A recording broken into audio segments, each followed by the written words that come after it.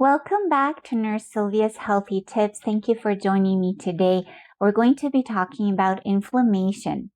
There are endless things in our environment nowadays that cause inflammation. Many people in our society nowadays suffer from joint pain, arthritis, and an endless amounts of intestinal issues because of the things in our environment that are so difficult to avoid. Things like pesticides, preservatives, processed foods, cleaning products.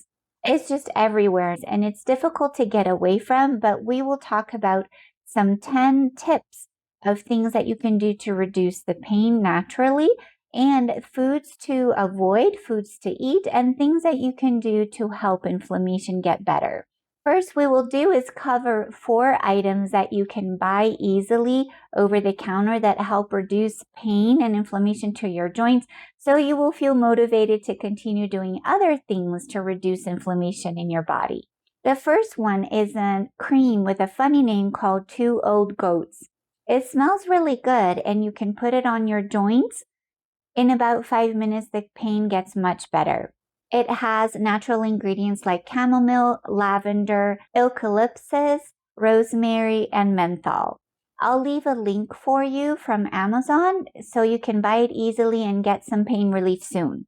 Something easy as well is over-the-counter MSM. This one has a high concentration to help with comfort in the muscles and the joints. It's a non-greasy formula and gets absorbed pretty quickly. After it's absorbed, it provides a warming sensation to help relax the muscles, and it also brings comfort and decreases inflammation in the joints. The third is a lavender cream that you can make at home. It's super easy. You purchase lavender essential oils. You use 12 drops with a carrier oil, just 1 ounce of almond oil or jojoba oil. Many studies out there show that lavender helps with pain and inflammation. Arnica is the 4th tip I'm going to give you. It's great for inflammation and pain. And you can find it in gels, tablets, and creams. The gels are great because they get absorbed much easier. It reduces pain and stiffness, especially for the hands and knees. The 5th tip are foods that are triggers for inflammation, and the list is pretty long. Some things that can cause inflammation are soy, gluten, milk, corn, shrimp, and eggs, and the list goes on and on. If you suspect an item is causing inflammation, you can test it out. Avoid it for about a month and then put it back into your system and see the reaction. Test it one at a time by avoiding it for about a month and then slowly reintroducing it into your diet and see how your body reacts. The 6th healthy tip is to try to avoid gluten and see how your body reacts to that. It's a very big trigger nowadays because most of the gluten in America is genetically modified. But thankfully, it's easy to avoid nowadays. There's so many items out in the market that are gluten-free, but the key is to avoid the ones that don't have clean ingredients. Number 7 is milk. A lot of people are sensitive to milk and notice that it causes intestinal upset and joint pain too. Coconut milk and almond milk are good options to try.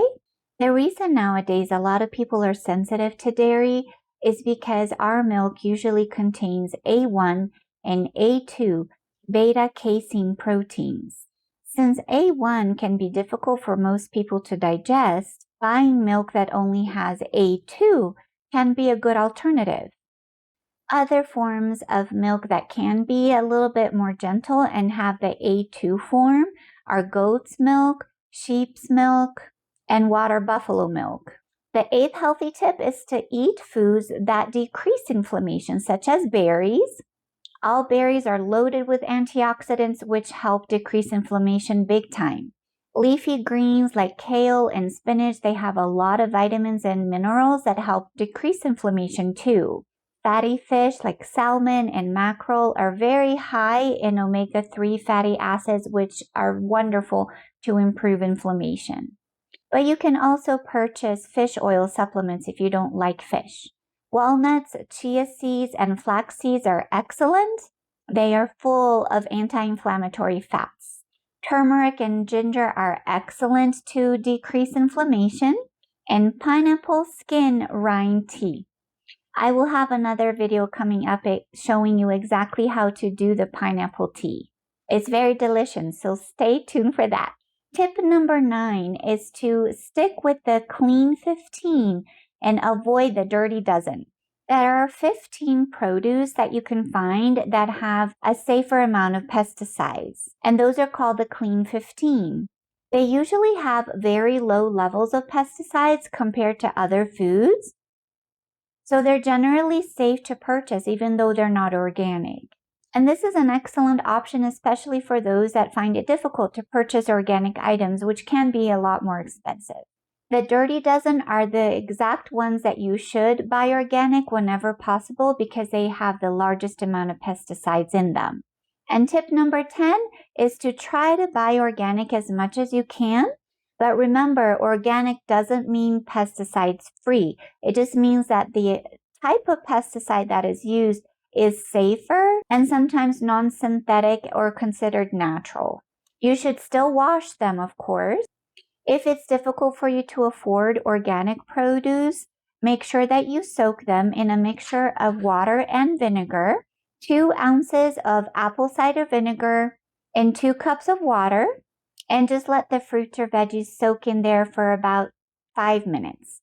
You want to do this especially with foods that have edible skins like apples and cucumbers or potatoes.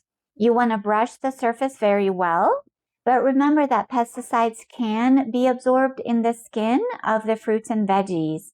So buying organic is a better option, but washing the non-organic as well as possible is better than nothing.